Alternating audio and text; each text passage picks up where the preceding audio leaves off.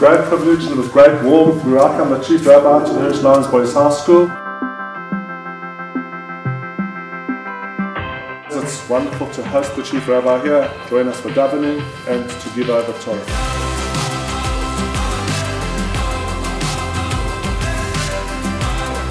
It's so lovely to be here. So enjoyed davening with you this morning. Beautiful, beautiful davening. I could feel the kavana and such a beautiful atmosphere. Of course, I love Hirsch Lyons School. The Hirsch Lyons school system has made such an incredible contribution to South African Jews that, on behalf of the whole community, I'm so grateful. Also personally, from my own family and my own children, it's an opportunity to pay tribute to the incredible vision of the founders of the school, the late Rosh Hashiva Rabbi Azriel Chaim Goldstein of blessed memory, who came from America to establish a yeshiva gedola here, which continues to flourish. And then part of that vision, together, Shetibadel L'chaim with his Rebbetzin Goldstein, to establish not only a yeshiva but a school which would be founded on principles of Torah learning, of derech eretz, of commitment to the community, of service of Hashem. It's been such an incredible blessing. So it's a delight to be with you this morning. The Chief Rabbi is going to share some Torah with us about Pesach. So what's so special about what we're doing today is that you guys are going to learn together in Chavrusa. You're going to actively go through the sources that we're going to learn afterwards. And I think to me that's really what Torah learning is about. It's about shared wisdom, it's about coming together, it's about active participation, it's about trying to understand and ask the questions and find the answers and really own that in a way which is exciting and a way which is filled with passion. It's saying, let's get actively involved. This is the wisdom of Hashem. Let's delve to the bottom of it and let's really make it come alive together. The whole question which the Mishnah and the Gemara, which you just went through now, is discussing is what is the structure of how we tell the story of the going out of Egypt. How is it structured? Can you just tell the story in any way? So that you prepared now in your chavrusas, you prepared the Mishnah and the Gemara. The Mishnah on Kuftes Zainam base. The founding principle of the Mishnah is in one phrase, which is it's literally 4 words, which gives the structure of the whole Haggah. The Haggah, everybody knows it was made up of a lot of different parts. But if you go to the heart of it, you can actually summarize the entire Haggadah into 4 words. And those 4 words come out of this Mishnah. So those 4 words are Maskil B'Gnus Messiah B'Shef. That what is the structure of the Haggadah? We begin by telling the painful part of the story, the difficult part, the disgrace, the pain, the negative part of it. And then we conclude with the positive, with the glory, with what was achieved, the outcome, the positive outcome of it. That's the principle. The entire structure of the Haggadah is based on that. We start with the pain of what we went through in Egypt, and we end with the joy. We start with the suffering, and we end with a celebration. We start with a challenge, and we end with a victory. That is the structure of the Haggadah. So, guys, you saw in the Gemara, there's a debate in the Gemara between Rav and Shmuel, 2 of the greatest sages of the Gemara, and they are debating the question, what does it mean, the negative, and what does it mean, the positive? What is the pain? What is the glory? What is the suffering and the challenge? And what is the victory and the joy and the celebration? So there were 2 opinions there. Does anyone want to share with us? What were the 2 opinions of Rav and Shmuel? Anyone want to share with us? Yeah. Okay, so good. Yes. And yeah.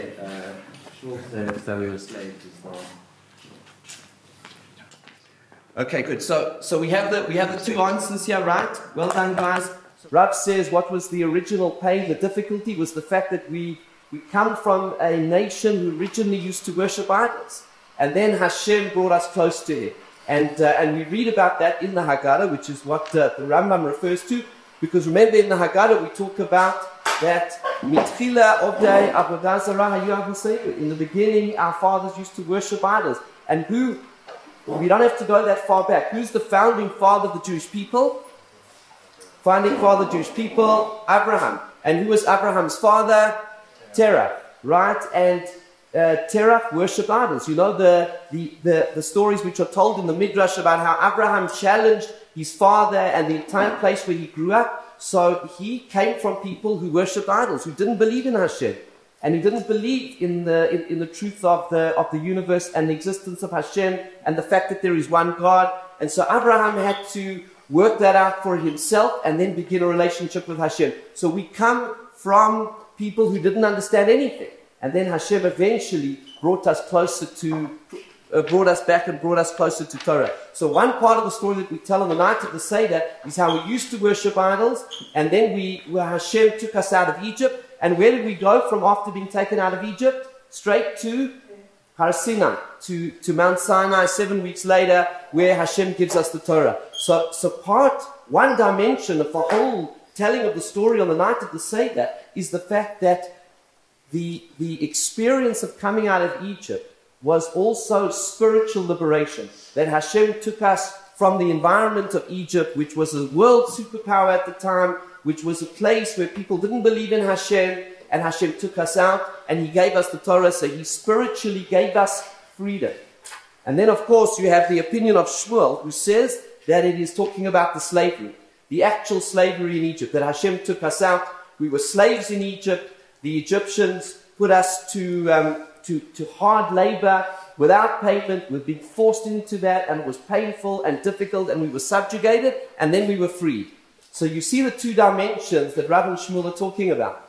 That the festival of Pesach and the night of the Seder, we give thanks to Hashem for these two dimensions of what happened to us. The one is that we were taken out from the physical slavery, and the other is we were taken out from the spiritual slavery.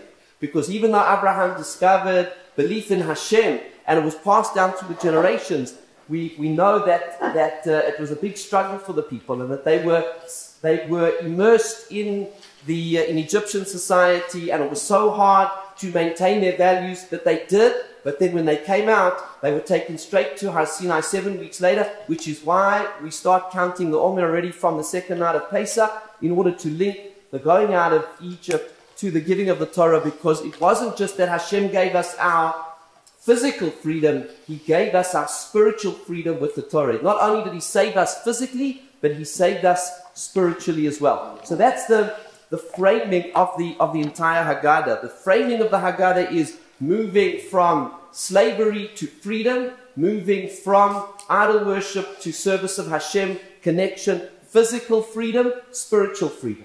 And that's very important, because what we are grateful to Hashem and what it means to be a Jew is not just to be physically free, but to be spiritually free and be connected to Hashem's Torah. But let me ask you this question. Why should we even mention the pain? The night of the Seder.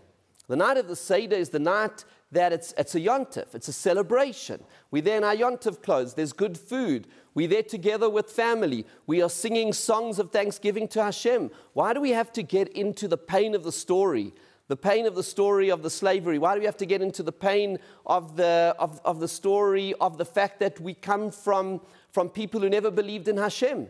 Why do we have to go through and acknowledge all of that pain? Why is that important on the night of the Seder? That's the question I want to put to you. Yeah. So that we can thank Hashem, so that we can see how Hashem took us out from so low and brought us up, so we can thank Hashem even more and be even more grateful. Yes, excellent. That's a great thought. Anyone else want to add other thoughts? There are other thoughts on it, but it's a great point. So it's coming from the pain to the joy, coming from the suffering to the celebration. And I think in that there are three things. Number one is it reminds us and shows us that the Torah is true. Very important point. It's about truth. Because, when you're coming to write the history of a people, if you don't want to talk about the negative origins of a people unless it's true.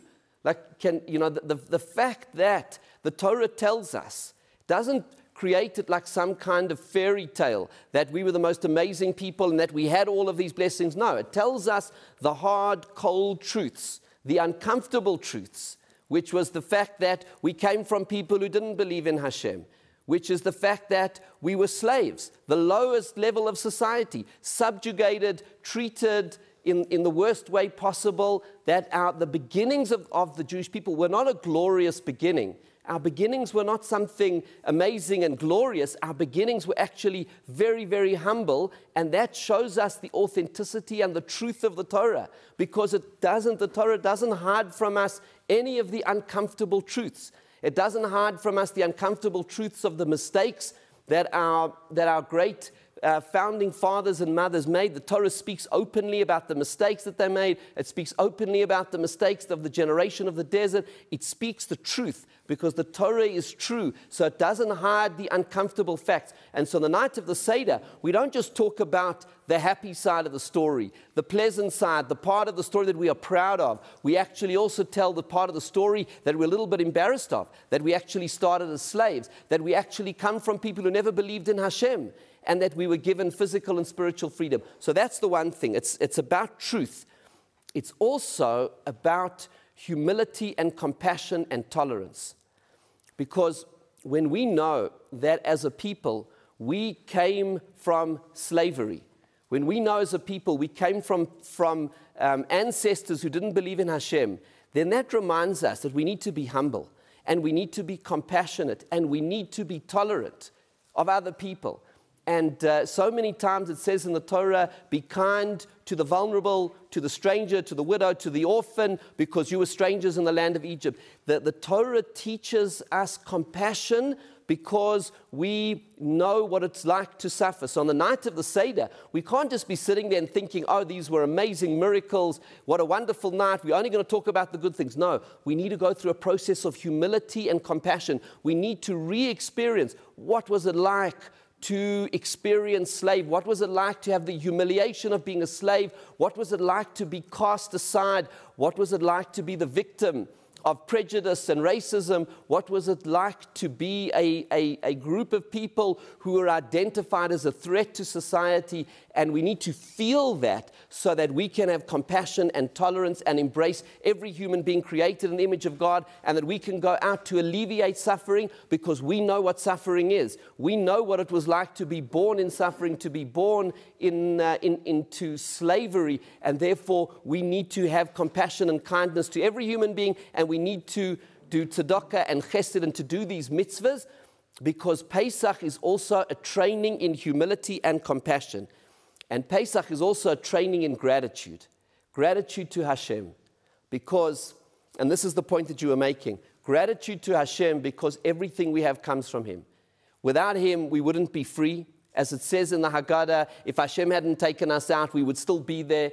Without Him, without Hashem, we wouldn't have the Torah, we wouldn't be spiritually free, we wouldn't be physically free, we wouldn't be spiritually free, we would have nothing. So the night of the Seder is a training in how to be grateful, in what does it mean, hakaras hatov, and gratitude is the most foundational of our character traits. It is the essence of who we are. A mensch, what does it mean to be a mensch? The beginning part of being a mensch is to be a person who has gratitude. Gratitude to our parents, gratitude to our school, gratitude to our friends, gratitude to our community, gratitude to Hashem. That's where it all starts. The foundation pillar of being a mensch is to recognize when other people help us and to reciprocate and to be grateful for that, and that is what Pesach is. So Pesach, we're starting to see a bit of a picture now. The night of the Seder takes us on this journey from the pain to the victory, from the challenge and the suffering, from the humble origins to that moment of victory, so that we can be trained in truth, trained in humility, compassion, trained in tolerance, trained in gratitude. It is a journey of all of these things on the night of the Seder. And then the final point I wanted to share with you is this. Rav and Shmuel, these two opinions about the structure of the story, and if you look in the Rambam, it seems to me that the Rambam is holding that Rav and Shmuel are not actually arguing with one another, because the Rambam brings both of them. Did you notice that? That the Rambam, he brings both opinions. He doesn't choose between them. So when the Mishnah says you got to begin with the pain and then you end with the disgrace, and you end with the good and the praiseworthy and the glory, then Rav and Shmuel debate, does that mean from slavery to freedom? Does that mean from idol worship to faith in Hashem? But the Rambam actually brings both, because they're not arguing, they're just giving two different dimensions of it. Because the one is talking about the physical liberation and the other is talking about the spiritual liberation. We need to be grateful to Hashem for both. And you'll notice in the Haggadah that we actually mention that in the concluding blessing of the Haggadah. When we get to the end of just before the meal, when we've completed most of the mitzvah, the telling of the story of the going out of Egypt, as we get to the end of the meal, look what we say to Hashem, V'nodeh lecha shir chadash. It says, Al ge'ula seinu, for our redemption, v'al pedus nafsheinu, and for the redemption of our souls. So Rav Soloveitchik says, you see in that, referring to both of these two opinions, that it is on our redemption, which is the physical redemption, and it is the pedus nafsheinu, the spiritual redemption that God has given us. And so the Rambam brings together both. And that's how we do. We tell both of these stories because they train us in all of these things. But the final point is this. What it teaches you is the following, and it's a very important life lesson. And that is that suffering, obstacles, challenges, difficulties, pain is part of growing in life. And the only way to achieve great things in life is by trying hard, by meeting the challenges, by being stretched, by finding obstacles. And look at Rav and Shmuel are talking about different kinds of obstacles. Some kind of obstacles are pure suffering and pain, like the fact that we were slaves in Egypt. That's just suffering. That's physical suffering, emotional suffering. The journey from worshipping idols to faith in Hashem, that's not about physical suffering. That is about the challenge of overcoming obstacles. How do you go from not believing in Hashem to believing in Hashem? How do you go from a position of only caring about yourself to being a person who's compassionate and tolerant? How do you go from a person who hasn't learned anything, and then you go through a journey of learning? There are two areas of challenge in life. Sometimes in life we have the challenge of the events and the circumstances that we have to endure, which can make life difficult. There are people who suffer with sickness. There are people who suffer from problems of earning a parnosa, people of earning a living, people who suffer from bereavement and loss. The world, as we've just, coming out of COVID after 2 years, there's been so much suffering and loss that we've seen. There are people who suffer from all different kinds of things.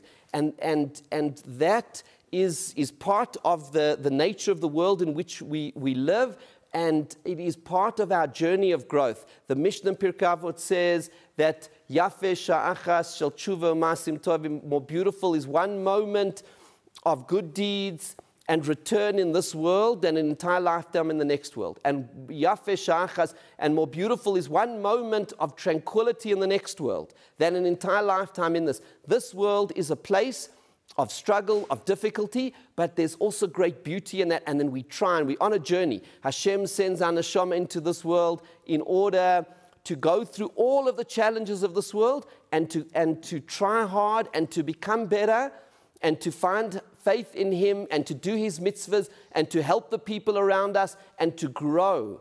Through the obstacles, through the pain and the difficulties, we grow. We don't understand how Hashem runs His world. When Moshe Rabbeinu was on Mount Sinai, was on Har Sinai, the Gemara says one of the questions he asked Hashem, why is it that there are some righteous people who suffer and some wicked people who prosper? And Hashem said, Lo yirani adam v'chai, no man will see me and live. We don't know the answers to those questions, but what our sages do teach us is that part of life is challenge and obstacle and going through difficulties to try harder. And that can be part of suffering that a person goes through, or it also can just be hard work. Right, guys? It's hard work to be fit. You have to train, need to go running, you need to build up your physical strength. It's hard work in order to learn Torah, to become spiritually fit so that you can learn and daven and do your mitzvahs. But through the hard work, that's when you feel best about yourself. That's when you feel a sense of accomplishment, because that's what Hashem put us in this world to do, to grow, to become better.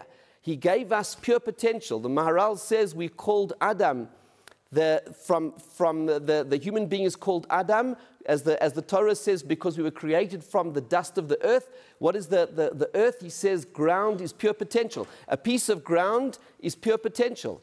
Whatever, because you can have a piece of land, and if you plant in it, and it will produce great fruit, or if you just leave it, nothing will happen.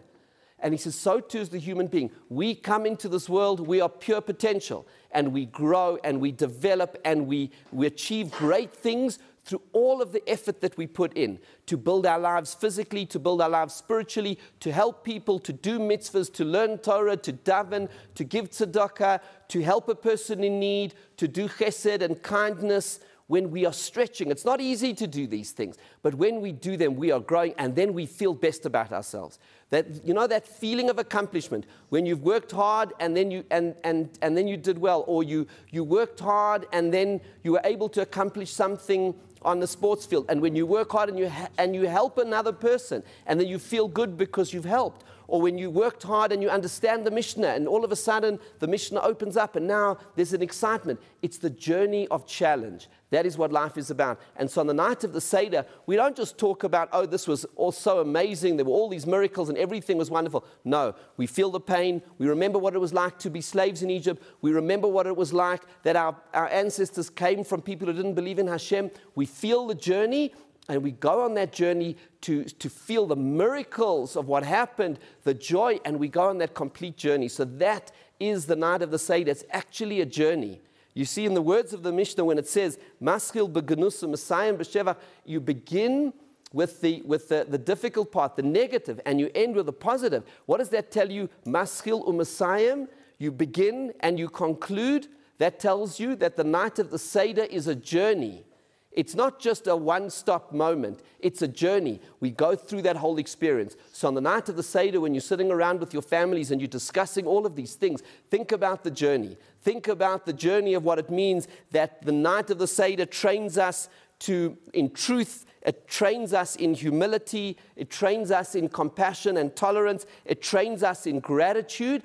And it trains us to remember that life is about trying hard, and it's about meeting the challenges, and that when we face those challenges with bravery, then we feel best about ourselves, and that the next world, that's a world of tranquility, of peace, of reward, of where everything is easy and simple. But this world, it's complicated, it's tough, it's challenging, but it's enormously rewarding. And this whole life that we go through here is a life of a journey to achieving greatness. And I know that you guys have got greatness within you. Each and every single one of you have got it within you. Hashem has put a neshama into you that is uniquely yours. There's no one in the world like you, and it's got so much awesome potential. Hashem believes in you. He has faith in you, and you need to have faith and belief in yourself, and know that inside yourself there is so much potential that is waiting to come out. And the journey of life is bringing that out in connection with Hashem. And Pesach is the most incredible way for us to do that with our families, and to do that with beauty and with inspiration.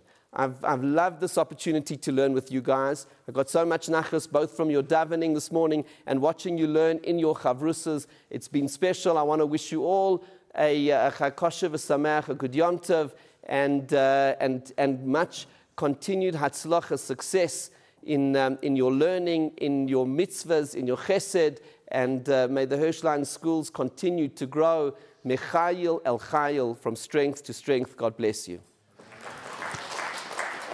Shabbos, everybody.